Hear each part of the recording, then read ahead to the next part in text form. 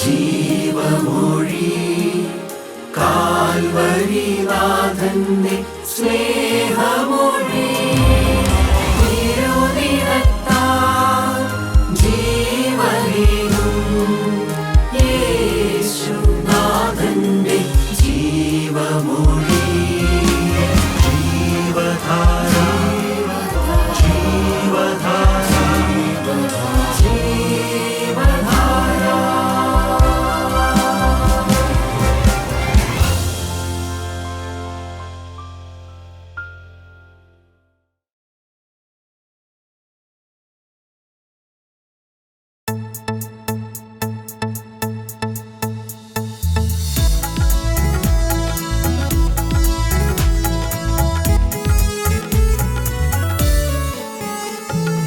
എത്തും ഞാനെന്റെ പുത്തൻ വീട്ടിൽ നിത്യകാലം വാഴുവാൻ കർത്തനോടൊത്തു വാണിടുന്ന നാൾ എത്രയാനന്ദം എന്നൊരാനന്ദം.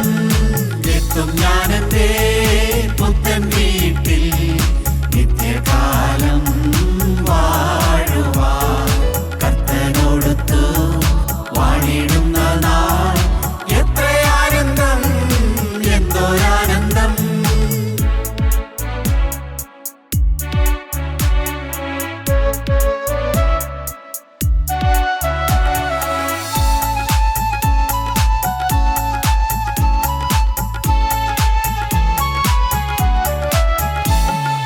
ഇന്നു മഞ്ഞിൽ ക്ലേശങ്ങൾ മാത്രം, ആദിയും മാറാവ്യാധിയും. ഇന്നു മഞ്ഞിൽ ക്ലേശങ്ങൾ മാത്രം, ആദിയും മാറാവ്യാധിയും. വന്നു ചേരും ഞാൻ നിന്നരികിൽ, അന്നു തീരുമെൻ ദുരിതമെല്ലാം. വന്നു ചേരും ഞാൻ നിന്നരികിൽ, അന്നു തീരുമെൻ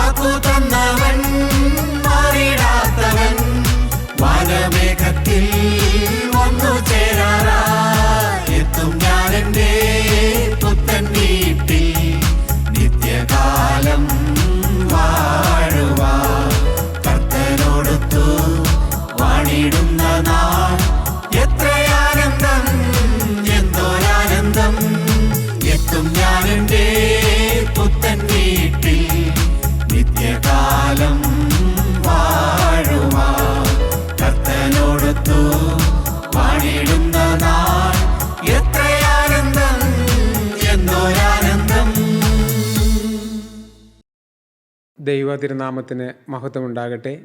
കർത്താവായ യേശുക്രിസ്തുവിൻ്റെ അതിപരിശുദ്ധമായ നാമത്തിൽ എൻ്റെ സ്നേഹവന്ദനം അറിയിക്കുന്നു.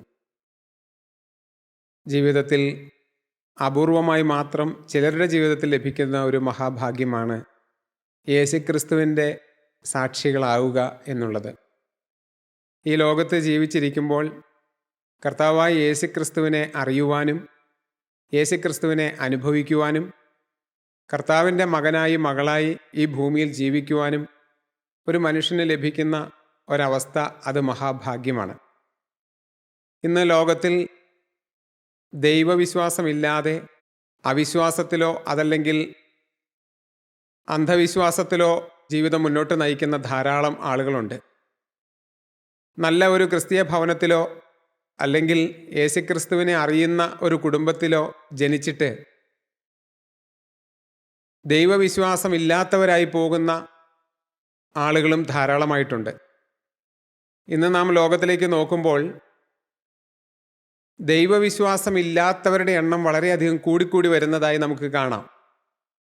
എത്തീസ്റ്റുകളുടെ എണ്ണം ധാരാളമായി വർദ്ധിക്കുന്നതായിട്ട് നമുക്ക് കാണാം. അവർ അവരുടെ ബുദ്ധിയിൽ ദൈവത്തെ അന്വേഷിക്കുന്നു, അവർക്ക് കണ്ടെത്താനായിട്ട് സാധിക്കുന്നില്ല. എന്നാൽ എൻ്റെ 19-ാമത്തെ വയസ്സിൽ ഞാനും ദൈവമില്ല എന്ന് പറഞ്ഞ് നടന്നിരുന്ന ആ സമയത്ത്, ഒരു നിരീശ്വര ചിന്താഗതിയിൽ നടന്നിരുന്ന ആ സമയത്ത് ഈ ദൈവത്തിൻ്റെ വചനം കേൾക്കുവാൻ ഒരു ഭാഗ്യം ലഭിച്ചു. വിശ്വാസിയായി തീരണമെന്നുള്ള ആഗ്രഹത്തോടെ ആയിരുന്നില്ല വചനം കേൾക്കാൻ പോയത്. എന്താണ് പറയുന്നത് എന്നൊന്ന് കേൾക്കാം, അത്രമാത്രമേ ആഗ്രഹമുണ്ടായിരുന്നുള്ളൂ. എന്നാൽ അന്ന് ഈ വചനം എൻ്റെ ഹൃദയത്തെ തൊട്ടു. ഞാൻ അതുവരെ ചിന്തിച്ചിരുന്ന എൻ്റെ ബുദ്ധിയുടെ പ്രമാണങ്ങൾക്ക് അപ്പുറമായി ഒരു വിശ്വാസത്തിൻ്റെ പ്രമാണമുണ്ട് എന്ന് എനിക്ക് മനസ്സിലായി. അത് ഞാൻ എൻ്റെ ജീവിതത്തിൽ അനുഭവിക്കാൻ തുടങ്ങിയപ്പോൾ യേശുക്രിസ്തുവിൻ്റെ സാന്നിധ്യം അനുഭവിപ്പാനും എൻ്റെ പ്രാർത്ഥനകൾക്ക് മറുപടി തരുന്ന ദൈവത്തിൻ്റെ കൂടെ നടക്കുവാനും എനിക്കിന്നുവരെയും സ്വർഗത്തിലെ ദൈവം ഭാഗ്യം തന്നു.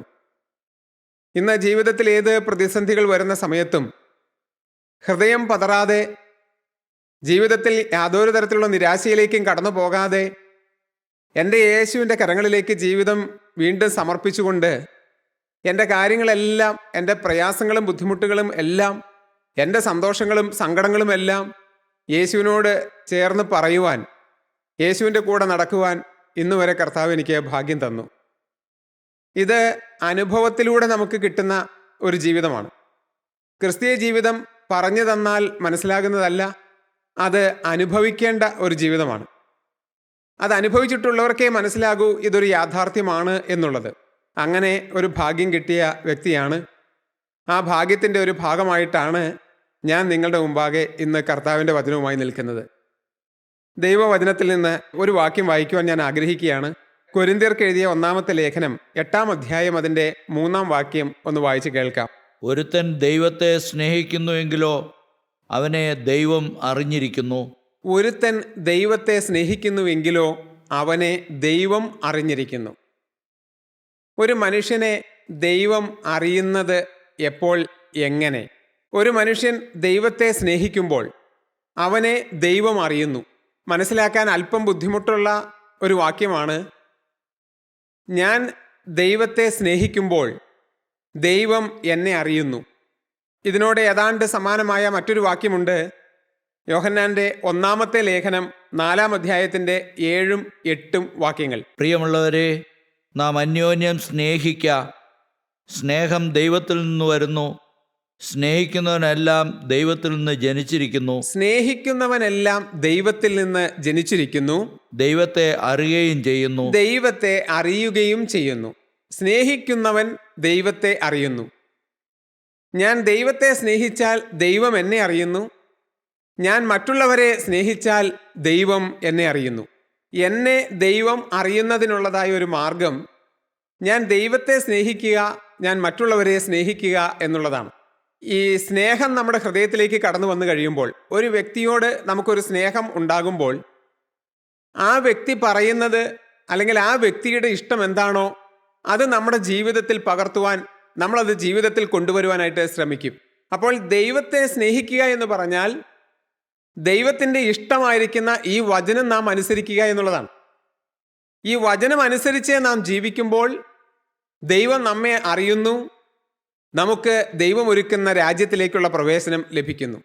ദൈവമക്കളെ, ദൈവരാജ്യത്തിൽ പ്രവേശിക്കുന്നതിനുള്ളതായ മാർഗമാണിത്. നാം ദൈവത്തെ സ്നേഹിക്കുക. ദൈവത്തെ സ്നേഹിക്കുക എന്ന് പറഞ്ഞാൽ ദൈവത്തിൻ്റെ ഇഷ്ടപ്രകാരം ജീവിക്കുക. ഈ വചനമനുസരിച്ച് നമ്മുടെ ജീവിതത്തെ ക്രമപ്പെടുത്തുക. അങ്ങനെ ഒരു ഭാഗ്യം കിട്ടിയ വ്യക്തിയാണ് ഞാൻ. ദൈവമക്കളെ, ഞാൻ അല്പനേരം ചിന്തിക്കാൻ ആഗ്രഹിക്കുന്നത്, ഈ ദൈവത്തെ സ്നേഹിക്കാൻ അവസരം കിട്ടിയിട്ടും അതിനുള്ളതായ സാഹചര്യങ്ങളൊക്കെ ഉണ്ടായിട്ടും അതെല്ലാം തള്ളിക്കളഞ്ഞിട്ട് ദൈവത്തെ സ്നേഹിക്കാതെ നിത്യനാശത്തിന് അടിമകളായിപ്പോയ ചില കൂട്ടം ആളുകളെക്കുറിച്ചാണ് ചിന്തിക്കാൻ ആഗ്രഹിക്കുന്നത്. നമുക്ക് ആദ്യം ഒരു കൂട്ടം ആളുകളെക്കുറിച്ച് ചിന്തിക്കാം. അത് വിശുദ്ധ മത്തായി ശ്ലീഹ എഴുതിയ സുവിശേഷം 25-ാം അധ്യായം അതിൻ്റെ 34-ാം വാക്യം മുതൽ വായിക്കുമ്പോൾ നമുക്ക് കാണാം. നമുക്കൊന്ന് വായിച്ച് കേൾക്കാം. രാജാവ് തൻ്റെ വലത്തുള്ളവരോട് അരുളിച്ചെയ്യും, എൻ്റെ പിതാവിനാൽ അനുഗ്രഹിക്കപ്പെട്ടവരെ വരുവീൻ, ലോകസ്ഥാപനം മുതൽ നിങ്ങൾക്കായി ഒരുക്കിയിരിക്കുന്ന രാജ്യം അവകാശമാക്കിക്കൊള്ളുവീൻ. രാജാവ് തൻ്റെ വലത്തുള്ളവരോട് അരുളി ചെയ്യും. കർത്താവായ യേശുക്രിസ്തു പറഞ്ഞതായ സംഭവമാണ് ഇവിടെ നാം വായിക്കുന്നത്. കർത്താവിൻ്റെ ശിഷ്യന്മാർ യെരുശലേം ദൈവാലയത്തിൻ്റെ മഹത്വം കാണിച്ചിട്ട്, കർത്താവെ, നീ ഇത് കാണുന്നില്ലയോ എന്ന് ചോദിച്ചു. അപ്പോൾ കർത്താവ് പറഞ്ഞു, ഇതിൻ്റെ കല്ലിൻ്റെ മേളിൽ കല്ല് ശേഷിക്കാതെ വണ്ണം ഇത് നശിച്ചു പോകുന്ന ഒരു കാലം വരും. പിന്നീട് ശിഷ്യന്മാരും കർത്താവും ഒലിവുമലയിൽ ഇരിക്കുമ്പോൾ ശിഷ്യന്മാർ കർത്താവിൻ്റെ അടുക്കൽ വന്ന് ചോദിക്കുന്നുണ്ട്, കർത്താവെ, അതെപ്പോഴാണ് സംഭവിക്കുന്നത്? ഈ യെരുശലേം ദൈവാലയം കല്ലിൻ്റെ മേൽ കല്ലിൽ ശേഷിക്കാതെ വണ്ണം അത് നശിക്കുന്നത് എന്നാണ്? പോരാ, ലോകത്തിൻ്റെ അവസാനം എന്നാണ്? പോരാ, നിന്റെ രണ്ടാമത്തെ വരവ് എന്നാണ്? ഇങ്ങനെയുള്ളതായ ചില ചോദ്യങ്ങൾ കർത്താവിനോട് അന്ന് ആ ശിഷ്യന്മാർ ഒലിവുമലയിൽ ഇരുന്നു കൊണ്ട് ചോദിക്കുമ്പോൾ കർത്താവ് അവരോട് ദീർഘമായ കുറേ കാര്യങ്ങൾ പറയുന്നുണ്ട്. എന്നാണ് ഈ ലോകം അവസാനിക്കുന്നത്, അതിൻ്റെ ലക്ഷണങ്ങൾ എന്തെല്ലാമാണ്, അതിൻ്റെ ദിവസങ്ങളോ കാലങ്ങളെക്കുറിച്ചൊന്നല്ല കർത്താവ് പറയുന്നത്. ലോക അവസാനത്തിലേക്ക് എത്തുമ്പോൾ ലോകത്തിൻ്റെ ഗതി എന്തായിരിക്കും, ലോകം എപ്രകാരമായിരിക്കും എന്നുള്ള കാര്യങ്ങളൊക്കെ കർത്താവ് പറയുന്നുണ്ട്. ലോകാവസാന ലക്ഷണങ്ങൾ കർത്താവ് പറയുന്നുണ്ട്. അത് കഴിഞ്ഞ് കർത്താവ് തുടർന്ന് അവിടെ നിർത്തുകയല്ല. പിന്നീട് കർത്താവ് ദൈവരാജ്യത്തിൽ പ്രവേശിക്കുന്ന ആളുകളെക്കുറിച്ചുള്ളതായ ചില ഉപമകളിലൂടെ കാര്യങ്ങൾ പറയുന്നുണ്ട്. അവിടെയാണ് കർത്താവ് 10 കന്യകമാരുടെ ഉപമയെല്ലാം പറയുന്നത്. അപ്പോഴാണ് അത് കഴിഞ്ഞ് കർത്താവ് പിന്നീട് പറഞ്ഞു വരുമ്പോഴാണ് ഈ ഒരു കഥയിലേക്ക് അല്ലെങ്കിൽ ഈ ഒരു സംഭവത്തിലേക്ക് വരുന്നത്. ന്യായവിധിയെക്കുറിച്ച് കർത്താവ് പറയുന്നത്, ലോകാവസാനത്തെക്കുറിച്ചും കർത്താവിൻ്റെ രണ്ടാമത്തെ വരവിനെക്കുറിച്ചെല്ലാം ചോദിക്കുമ്പോൾ കർത്താവ് ന്യായവിധി വരെയുള്ള കാര്യങ്ങൾ പറയുകയാണ്. അപ്പോൾ കർത്താവ് പറയുന്ന ഒരു കാര്യമാണ്, ആ പ്രസംഗത്തിൽ, ആ ശിഷ്യന്മാരോടുള്ള പ്രസംഗത്തിൽ കർത്താവ് പറയുന്ന കാര്യമാണ് നാം വായിച്ചു കേട്ടത്. രാജാവ് തൻ്റെ വലത്തുള്ളവരോട് അരുളി ചെയ്യും, എൻ്റെ പിതാവിനാൽ അനുഗ്രഹിക്കപ്പെട്ടവരെ വരുവിൻ, ലോകസ്ഥാപനം മുതൽ നിങ്ങൾക്കായി ഒരുക്കിയിരിക്കുന്ന രാജ്യം അവകാശമാക്കിക്കൊള്ളുവിൻ. ലോകാവസാനത്തിങ്കിൽ ന്യായവിധി വരുന്നതായ സമയം. ആ ന്യായവിധി സമയത്ത് സകല ജാതികളെയും, മരണം വഴിയായി നീക്കപ്പെട്ടതായ സകല ജാതികളെയും ആത്മാക്കളെയും ദൈവസന്നിധിയിൽ കൂട്ടിച്ചേർക്കും. അവിടെ വെച്ച് കർത്താവ് ഈ ജനത്തെ രണ്ടായി തിരിക്കും.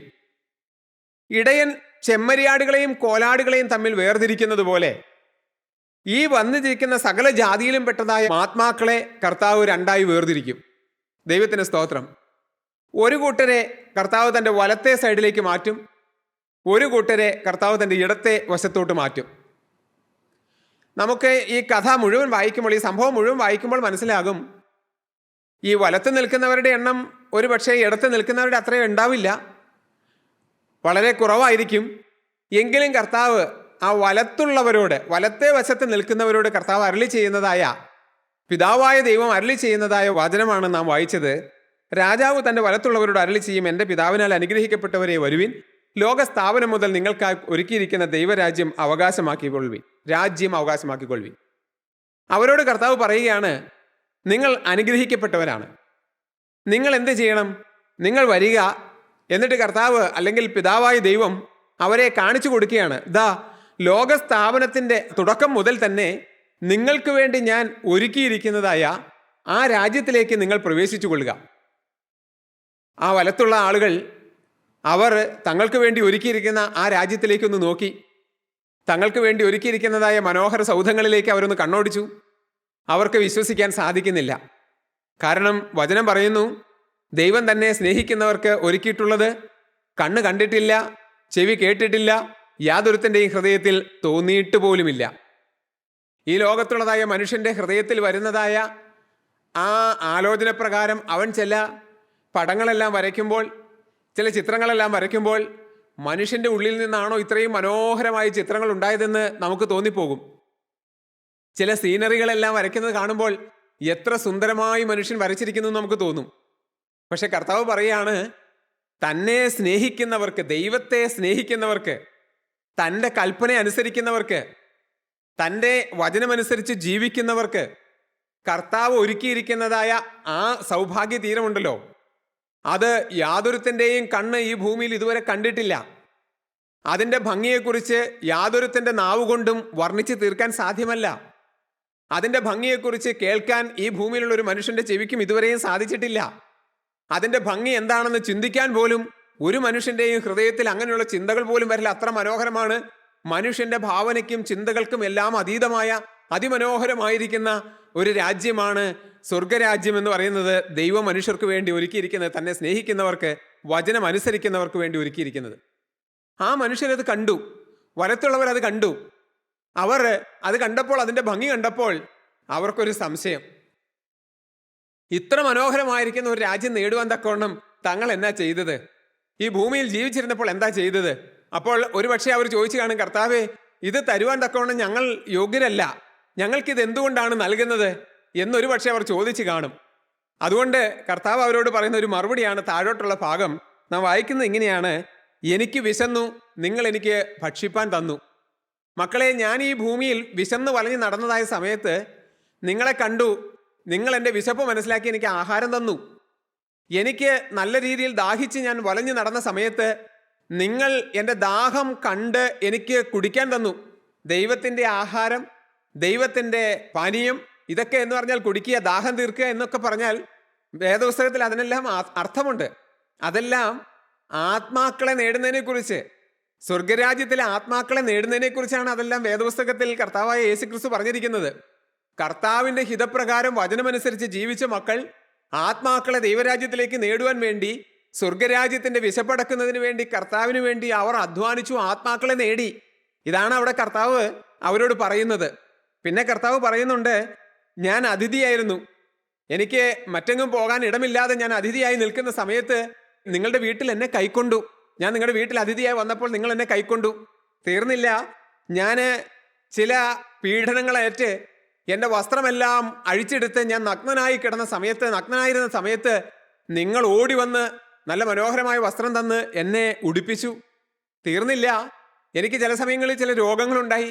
ആ സമയത്ത് നിങ്ങൾ എന്നെ കാണാനായിട്ട് വന്നു. രോഗിയായി കിടന്നപ്പോൾ നിങ്ങൾ എൻ്റെ അടുക്കൽ വന്നു.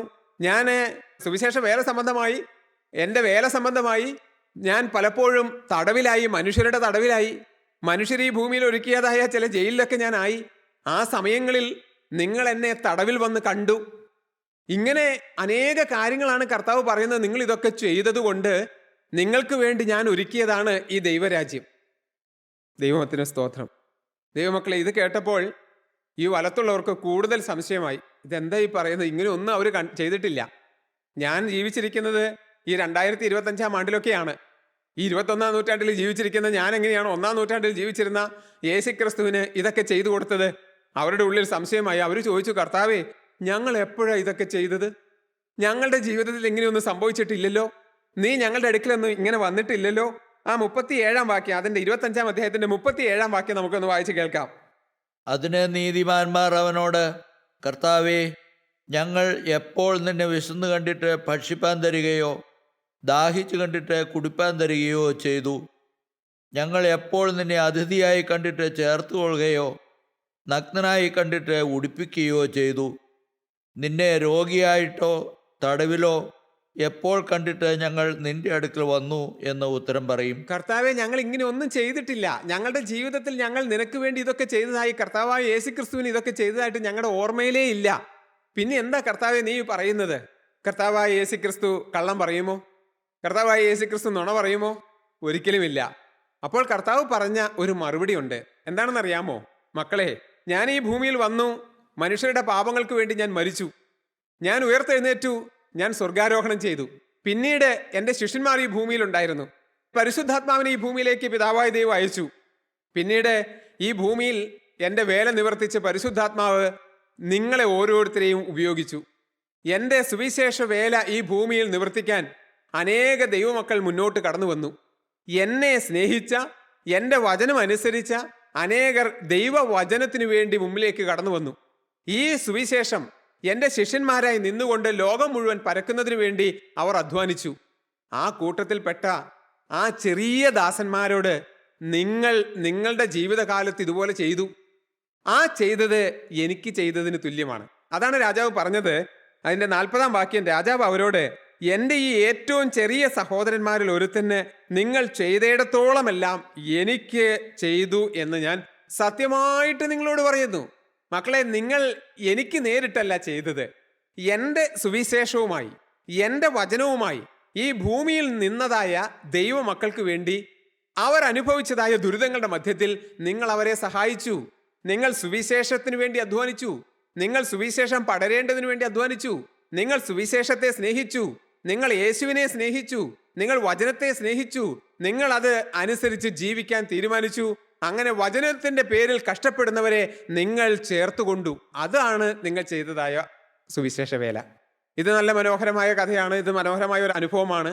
ഇനിയാണ് പ്രയാസമേറിയ ഒരു കാര്യം. എന്താണെന്നറിയാമോ? ഇത് വലത്തുള്ളവരോടാണ് കർത്താവ് അരുളി ചെയ്തത്. അവർ ആ മഹാരാജ്യത്തിലേക്ക് കടന്നു. എന്നാൽ ഇടത്തുള്ളവരോട് എന്താണ് പറഞ്ഞത്? അതിന്റെ 41-ാമത്തെ വാക്യം നമുക്കൊന്ന് വായിച്ച് കേൾക്കാം.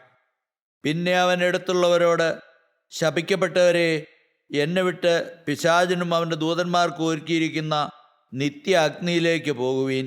ഭയാനകമായി പോയി, വളരെ വേദനാജനകമായി പോയി. ദൈവമക്കളെ, ഈ വചനം കർത്താവായ യേശുക്രിസ്തു അല്ലെങ്കിൽ രാജാവ് പിതാവായ ദൈവം പറയുന്നത് ആ ഇടത്തുള്ളവരോട് പറയുമ്പോൾ, ആ ഇടത്തുള്ളവർ യേശുവിനെ അറിയാത്തവരല്ല, അവർ വചനം കേൾക്കാത്തവരല്ല, അവർ സുവിശേഷം അറിയാത്തവരല്ല. ഒരു സമയത്ത് ഈ സുവിശേഷം അറിഞ്ഞവരാണ്.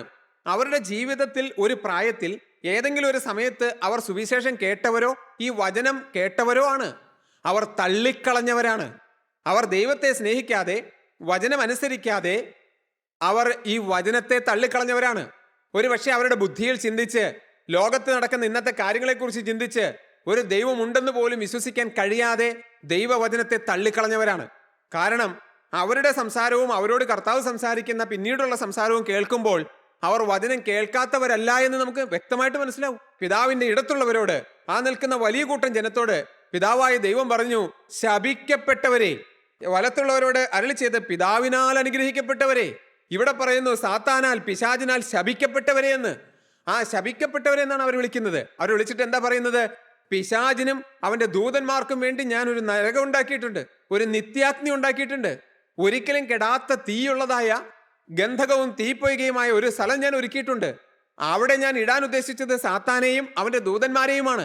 പക്ഷേ എന്റെ വചനം വിശ്വസിക്കാതെ ആ പിശാചിന്റെയും ദൂതന്മാരുടെയും വാക്ക് കേട്ട് അവരുടെ ആലോചന പ്രകാരം ഈ ഭൂമിയിൽ ജീവിച്ച് കൊള്ളരുതായ്മകൾക്കും വേണ്ടാദിനങ്ങൾക്കും ജീവിതം വിട്ടുകൊടുത്ത് മാനസാന്തരമില്ലാതെ നിങ്ങൾ ജീവിച്ചതുകൊണ്ട് നിങ്ങൾ ഈ നരകത്തിലേക്ക് പോയിക്കൊള്ളുവീൻ എന്നാണ് അവരോട് പറഞ്ഞത്.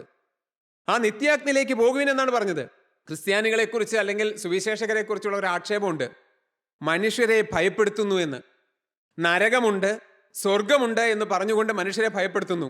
സ്വർഗത്തിന്റെ മനോഹാരിത പറഞ്ഞ് പ്രലോഭിപ്പിച്ച് ആളുകളെ വശത്താക്കുന്നു.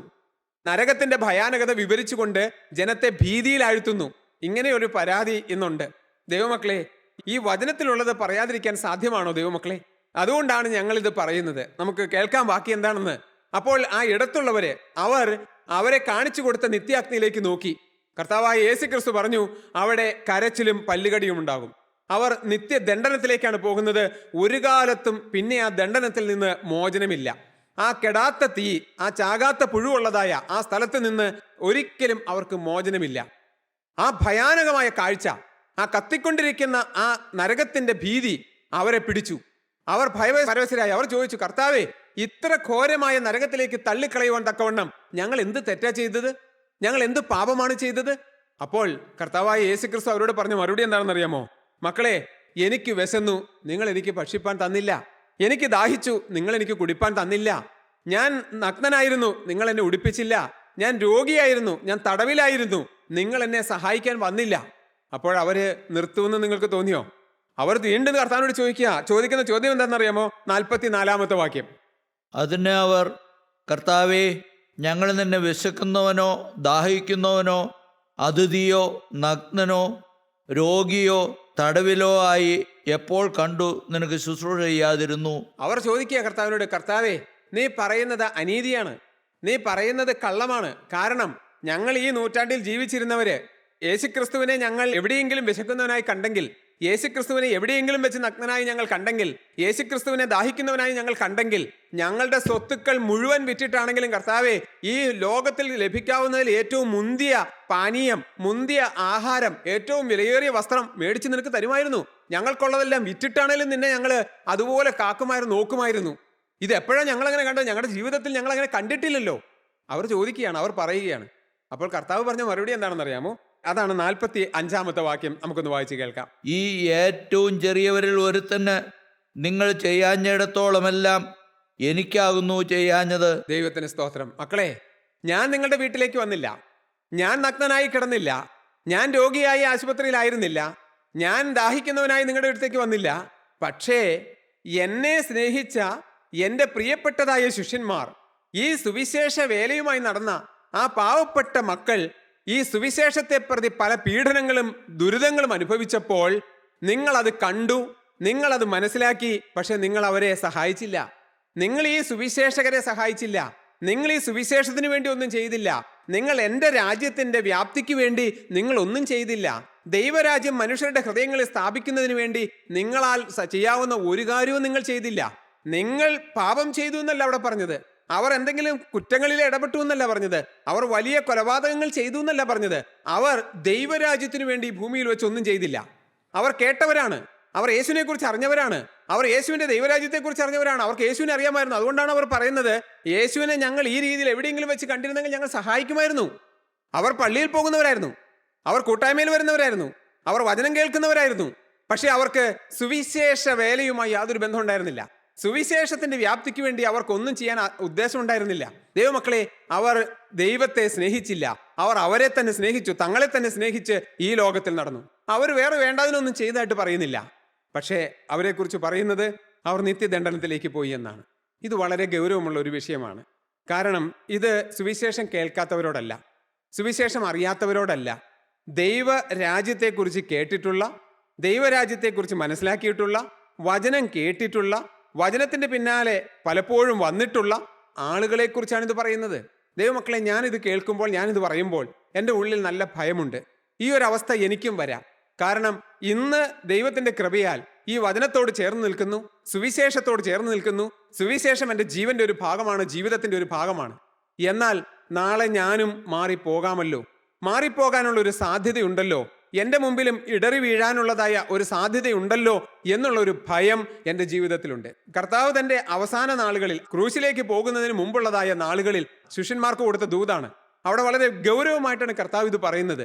ദൈവരാജ്യത്തിലേക്ക് പോകാതെ തള്ളപ്പെട്ട ഒരു കൂട്ടര്, ദൈവത്തെ സ്നേഹിക്കാതെ, വചനം അനുസരിക്കാതെ, തങ്ങളെ തന്നെ സ്നേഹിച്ച്, തങ്ങളെ തന്നെ ഈ ഭൂമിയിൽ പ്രസാദിപ്പിച്ച്, തങ്ങളുടെ കാര്യങ്ങൾ മാത്രം നോക്കിക്കൊണ്ട് ജീവിച്ച ഒരു കൂട്ടം.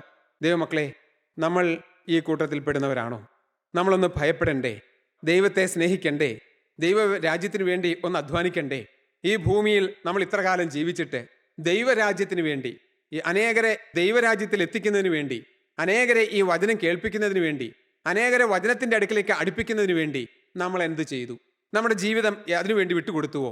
നമ്മുടെ ജീവിതം കണ്ട്, നമ്മുടെ വാക്കുകൾ കേട്ട്, നമ്മുടെ പ്രവൃത്തികൾ കണ്ട്, നമ്മുടെ ജീവിതത്തിന്റെ ചരികളെല്ലാം കണ്ട്, അവനിലൊരു ക്രിസ്തുവുണ്ട്, അവനിലൊരു ദൈവമുണ്ട്, അവനിലൊരു പ്രത്യേകതയുണ്ട്, അവനൊരു ദൈവമുണ്ട് എന്ന് പറയുവാൻ തക്കവണ്ണമുള്ള ഒരു ജീവിതം നയിച്ചവരാണോ നമ്മൾ?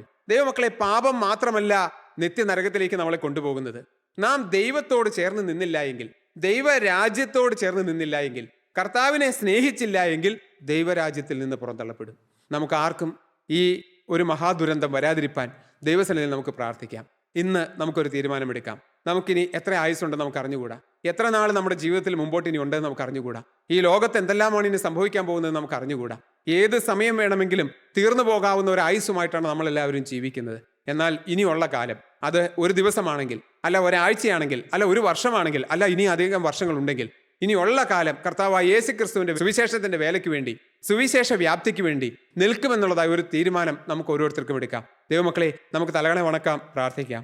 സ്നേഹനിധിയായ ഞങ്ങളുടെ ദൈവമേ, കരുണയുള്ള അടിയുടെ വാഴ്ത്തപ്പെട്ട കർത്താവേ, അവിടുത്തെ നാവിൽ നിന്ന് തന്നെ 2 തരത്തിലുള്ള ആളുകളോട് പറയുന്നതായ വചനം ഞങ്ങൾ കേട്ടു. ഒന്നാമത്തെ കൂട്ടരോട്, എൻ്റെ പിതാവിനാൽ അനുഗ്രഹിക്കപ്പെട്ടവരെ വരുവിൻ, ലോകസ്ഥാപനം മുതൽ നിങ്ങൾക്കായി ഒരുക്കിയിരിക്കുന്ന ദൈവരാജ്യത്തിൽ കടക്കുവിൻ എന്ന് പറയുന്നത് ഞങ്ങൾ കേട്ടു. അതുപോലെ തന്നെ ഇടത്തുള്ളവരോട്, ശപിക്കപ്പെട്ടവരെ പിശാചിനും അവൻ്റെ ദൂതന്മാർക്കും ഒരുക്കിയിരിക്കുന്ന നിത്യാഗ്നിയിലേക്ക് പോകുവിൻ എന്നുള്ളതായ കഠോര ശബ്ദവും ഞങ്ങൾ കേട്ടു. കർത്താവേ, ആ ഒന്നാമത്തെ കൂട്ടരിൽ വലത്തുഭാഗത്തുള്ളവരുടെ കൂട്ടത്തിൽ ആയിത്തീരുവാൻ ഞങ്ങളെ തന്നെ അവിടുത്തെ സന്നിധിയിലേക്ക് ഈ സമയം സമർപ്പിക്കുന്നു. കർത്താവെ, നിന്റെ വേലക്കാരായി നിന്റെ സുവിശേഷത്തിനു വേണ്ടി ഞങ്ങൾക്ക് ലഭിക്കുന്ന ആയുസ് മുഴുവനും കർത്താവിൻ്റെ വേലയ്ക്ക് വേണ്ടി ചുമൽ ചായച്ച് നിൽപ്പാൻ ഞങ്ങളെ ഓരോരുത്തരെയും സഹായിക്കണമേ. എല്ലാ നന്മകൾക്കും കൃപകൾക്കുമായി സ്തോത്രം. എല്ലാം ഞങ്ങൾക്കായി ജീവൻ വെച്ച യേശുക്രിസ്തുവിൻ്റെ പരിശുദ്ധമായ നാമത്തിൽ തന്നെ.